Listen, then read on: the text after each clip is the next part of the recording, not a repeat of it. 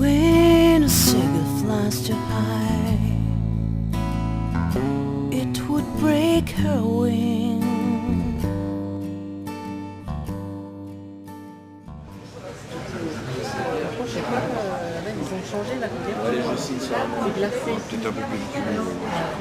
Oh, toujours un peu, parce que bon, nous on écrit dans une catégorie assez précise qu'on appelle le roman noir, qui n'est pas le roman policier, hein, c'est le roman noir, donc c'est un roman un peu de critique sociale et qui s'inspire de ce qui se passe un peu dans le monde contemporain, enfin dans notre monde. Alors effectivement, il y a toujours des faits réels. Les faits divers, moi j'y touche pas trop, mais oui, il faut s'inspirer de certaines réalités comme ça qui nous posent problème, parce que c'est quand même des romans qui parlent pas forcément de mort ou de meurtre, mais qui parlent un peu de la douleur du monde. Ouais.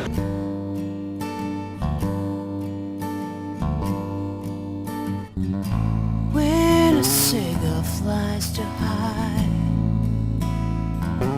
beyond my view, I wonder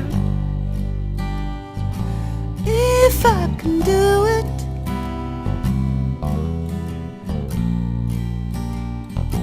If I can do it.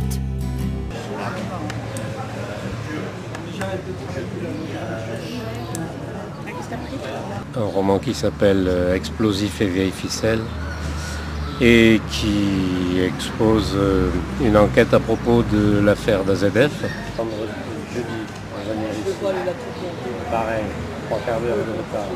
Alors j'ai rencontré un ingénieur originaire de Montpellier d'ailleurs, qui lui fonctionne depuis longtemps sur l'hypothèse d'un laboratoire secret militaire, top secret défense, situé sous les coteaux de Pêche-David, c'est-à-dire tout à fait voisin du site industriel de la chimie, et en dessous d'une sorte de centre de radar, hein, dans lequel on effectuerait des essais secrets de tir au laser, pour obtenir pour toucher des objectifs souterrains également.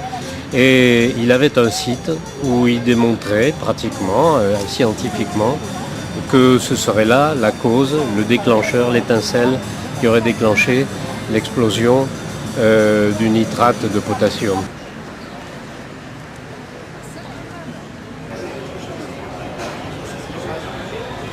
Et je voulais même, avant même que cette catastrophe se produise, je voulais parler du risque industriel et de la folie qui nous oblige, nous humains, à côtoyer de vraies bombes. Je veux dire, le couloir de la chimie du Rhône, c'est quelque chose d'assez stupéfiant, d'assez inquiétant. Lorsqu'on franchit, on remonte l'autoroute au milieu des usines. Bon, moi-même, j'ai vécu pendant longtemps à Dunkerque, donc en lisière d'usines aussi, aussi dangereuses. Donc voilà, c'est un sujet que je voulais aborder. Et se produit l'explosion d'AZF, à partir de quoi j'ai construit une histoire, non pas sur l'événement lui-même, mais je me suis intéressé justement au traumatisme, à la trace que ça peut laisser. Il y a comme ça un besoin d'écrire pour comprendre et se soulager d'une certaine douleur. Alors après, c'est quand même un événement extrêmement délicat, parce que moi j'ai mis du temps à entamer cette écriture. Alors, pour la petite histoire, je vais vous expliquer une anecdote, c'est que j'étais dans le cycle non romanesque dans lequel j'étais sous le signe de la nature, que j'avais débuté avec Mourir n'est peut-être pas la pire des choses. J'avais ce projet de parler du risque industriel, déjà avant l'explosion. Et mon ami Valerio Evangelisti, le 19 août 2001, était à Toulouse chez moi. Et le jour où il était là, j'ai écrit les premières notes de ce futur roman, qui ne s'appelait pas comme ça alors, et j'avais mis AZF, usine polluante, culpabilité. C'était 3 mots-clés pour commencer mon histoire. If I can't jump so deep, can my mind reach the same? My soul touch the same. C'est presque obligatoire de faire ça si on veut regarder en profondité et voir ce qui nous attend demain. Personne ne connaît le futur, mais sans doute ce qu'on connaît du futur, on le trouve dans le passé. Malheureusement, disons que l'action qui a été faite dans le monde entier, et je parle des États-Unis, mais je peux parler aussi de l'Italie, etc., ça a été d'effacer la mémoire même récente. Pour avoir quoi? Pour avoir un monde qui ne peut être compris et donc ne peut être changé. En Italie, il y a ce phénomène qui existe même en France et même aux États-Unis, etc., qu'on appelle révisionnisme. Pourquoi justement cet intérêt pour cette grande puissance impérialiste, capitaliste que sont les États-Unis? Première internationale avait fixé ce bureau, et ce n'était pas un cas. C'était l'un des pays où les mouvements ouvriers étaient les plus forts en absolu. Et dans le deuxième roman, on parle de notre épisode, c'est-à-dire la proclamation à Seattle du soviet des ouvriers et des militaires et des soldats. Les soviets aux États-Unis. Aujourd'hui, c'est difficile à penser. Mais ce fut comme ça. Et seulement tout a été systématiquement effacé. If I can do it.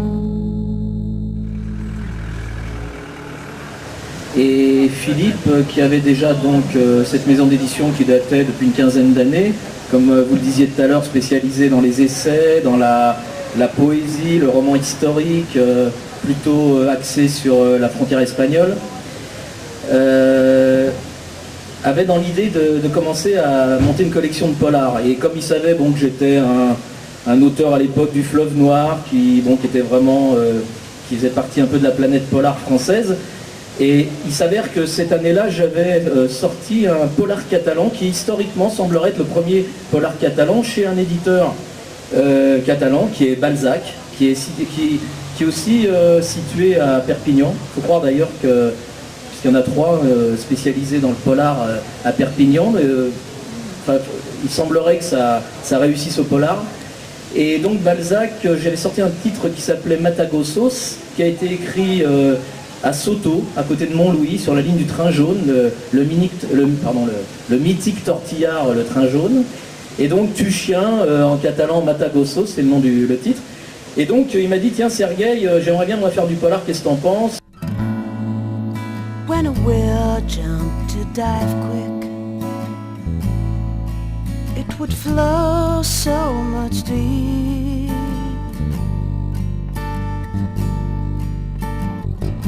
When a whale jumped to dive quick. Je vous assure que je suis très heureux, moi, de reprendre le fil de la conversation qu'on avait ici il y a un peu plus d'1 an, que je concluais en disant à l'année prochaine, peut-être, en évoquant effectivement les élections municipales à venir qui auraient pu pas nous séparer, non, parce que si le résultat n'avait pas été celui qu'il a été, j'aurais été parmi vous de toute façon, mais me priver de ce plaisir de m'adresser à vous aujourd'hui pour ouvrir ce festival avec nos partenaires, avec tous les auteurs, avec tout le public, et pour vous dire que quand même il y a un risque qui est pris de me faire parler ici de mystère et de croyances, moi qui me demande tous les jours pourquoi il y a quelque chose plutôt que rien.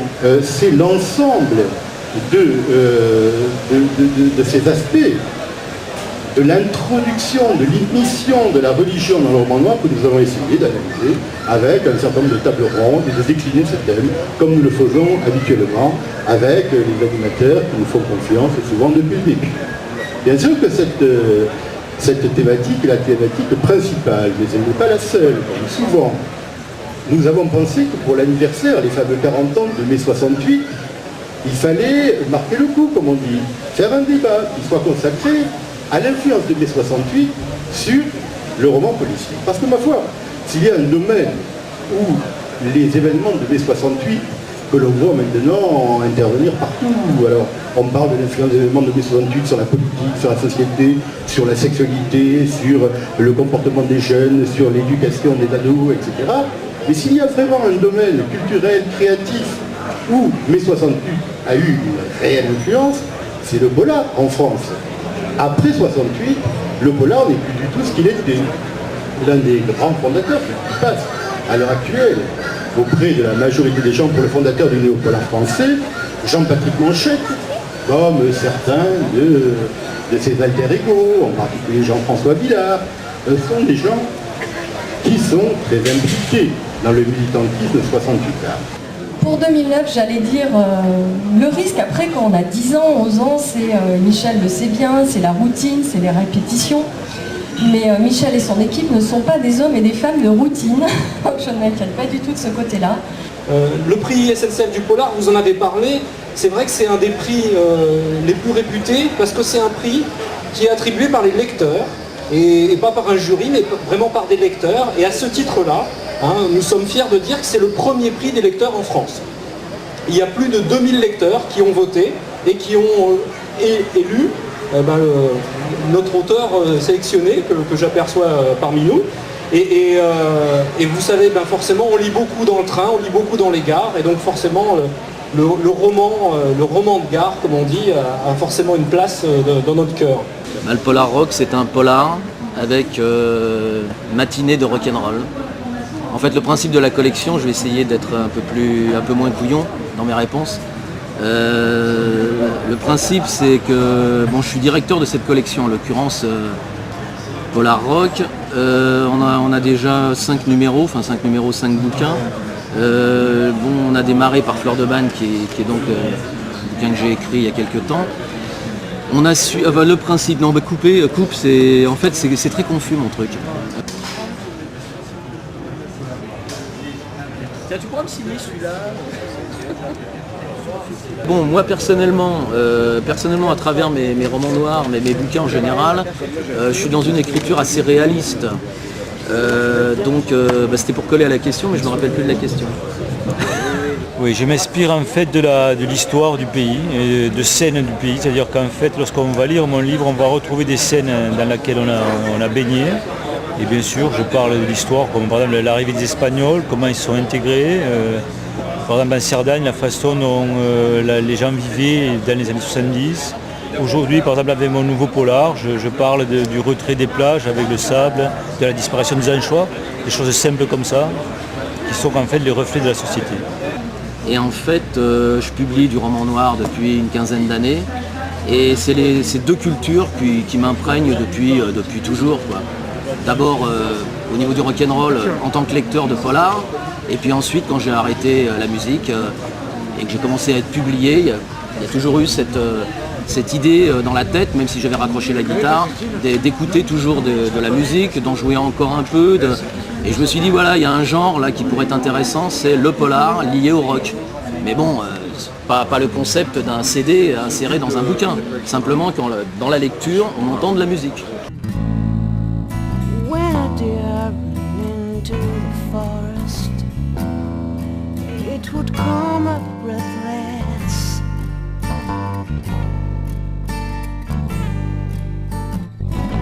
When a deer ran into the forest, saving her life, I wonder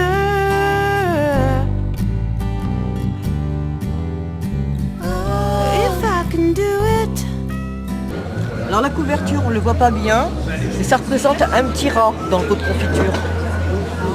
Et le rat, c'est qui? Ça, c'est la symbolique du rat. C'est parce que dans l'histoire, il y a une vieille dame qui fait de la confiture de rat. Mais ça vous rebute pas, vous voyez, il y a quelques renvois. Moi, ce que je fais là, tous les auteurs de polar le font. Il y a beaucoup d'auteurs ici qui sont susceptibles d'être poursuivis, d'être en diffamation notamment. Bon, moi je l'étais. En fait, ce qui est curieux, c'est que je ne m'y attendais pas dans la mesure où je me disais, pendant très longtemps, j'ai pensé que l'OPUSI ne faisait pas de procès justement parce que ça attirait l'attention.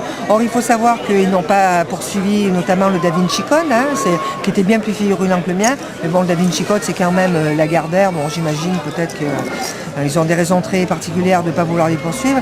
Bon, nous, ils nous ont poursuivis, mais bon, je garde quand même espoir. Ouais. De faits réels, oui et non. Il y a certains faits qui sont réels là-dedans, mais il y en a d'autres qui sont imaginaires. Mais disons que je parle d'une ethnie qui, elle, est bien vivante, dans un lieu bien vivant, et les problèmes que j'évoque sont des problèmes qui sont des problèmes actuels de l'ethnie des Dogons. Donc, si vous voulez, c'est la réalité, mais vue au travers de mon imagination, tout simplement. Donc, j'ai travaillé le sujet qui m'intéressait déjà. Et l'intrigue est sur fond de tauromachie en fait. Il y a beaucoup d'éleveurs de taureaux dans cette partie d'Espagne. Et j'ai imaginé que, ce qui est très plausible, c'est que des familles dominantes de ces régions d'élevage ont été aussi des tenants du franquisme. Et donc j'ai fait ressortir des événements qui reste encore très vivace.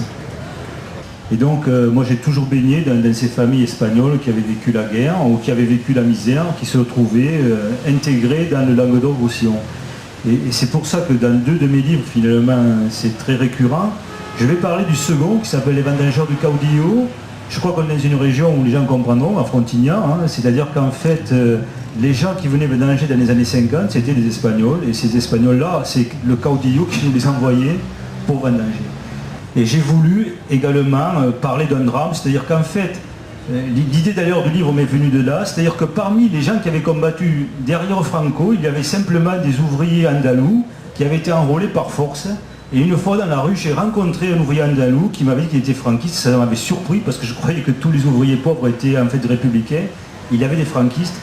Et en fait, dans ce bouquin-là, je raconte une vendetta, on va dire, entre des franquistes et des républicains au milieu de vendanges françaises. Donc en fait, si je parle de l'Espagne et de tout cela, c'est parce que j'ai baigné dedans. Voilà, pour répondre à ta question. La censure, c'est que si ça ne se passe pas en Catalogne, on n'est pas sûr d'être édité. Voilà le type de censure dans lequel je suis confronté. La meilleure source d'information pour moi, en tout cas pour le moment, c'est le livre. Parce que c'est avec le livre qu'on peut prendre le temps, qu'on peut lire, relire, fouiller, refouiller. Mais Internet, oui, pourquoi pas, mais Internet, c'est aussi la rapidité. Mais quand on veut prendre son temps, on veut approfondir, ce n'est pas d'abord Internet pour moi, c'est le livre. Et Internet peut aider effectivement à conforter la place du livre. Mais je ne pense pas qu'Internet puisse remplacer le livre, je ne crois pas. Ouais, moi la disparition du livre, je n'y crois guère, puisque personnellement, moi j'écris mes bouquins sur un ordinateur directement. C'est assez fatigant pour les yeux, surtout quand on commence à prendre de la bouteille.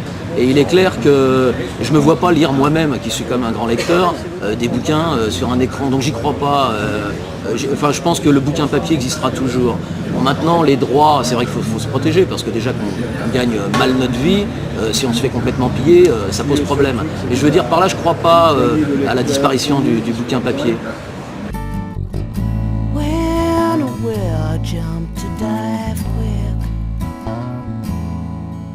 In the ocean